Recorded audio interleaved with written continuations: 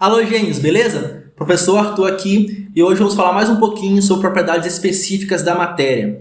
Hoje vai ser sobre condutibilidade elétrica. E o que é isso? É a medida da quantidade de corrente elétrica que o material consegue transportar nele mesmo. Condutibilidade elétrica também pode ser conhecida como condutância específica. Essa propriedade elétrica nada mais é do que uma quantidade de carga elétrica que um átomo consegue passar para um outro átomo dentro de um material específico. Beleza? Essa condutibilidade elétrica vai variar para diferentes estados físicos da matéria. Normalmente, se nós estivermos falando aí de compostos puros, essa condutibilidade elétrica vai ser maior em compostos sólidos, depois líquidos, depois gasosos. Em compostos sólidos, como cobre, ouro, prata e alumínio, a condutibilidade elétrica ela é muito alta. Mas em outros compostos sólidos como vidro, madeira ou plástico, a condutibilidade elétrica é tão baixa que eles podem ser considerados inclusive isolantes.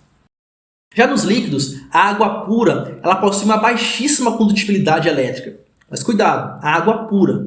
A água mineral e a água salgada, que nós mais conhecemos, elas possuem uma alta condutibilidade elétrica por causa dos íons que ficam livres dentro dela.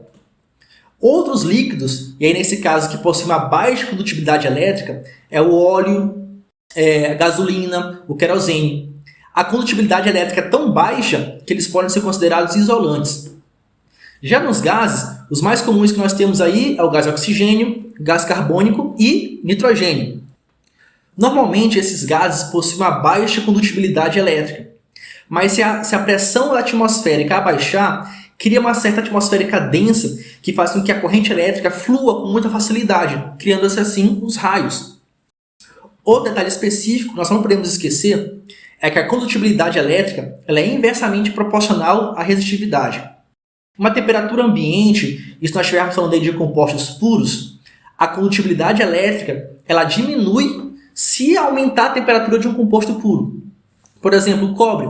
O cobre ele tem uma alta condutibilidade elétrica, mas se aumentar a temperatura do cobre, essa condutibilidade elétrica do cobre diminui, aumentando assim a resistividade. Isso acontece também com compostos que possuem uma alta resistividade à temperatura ambiente. Se aumentar a temperatura, olha só, é inversamente proporcional. Então, aumenta a condutibilidade elétrica. Esse processo ele acontece de tal forma que compostos que possuem uma alta condutibilidade elétrica em temperatura ambiente, eles podem inclusive se tornar isolantes em alta temperatura. E isso a mesma coisa acontece com compostos que têm uma alta resistividade à temperatura ambiente. Se aumentar a temperatura, eles podem se tornar grandes condutores de eletricidade.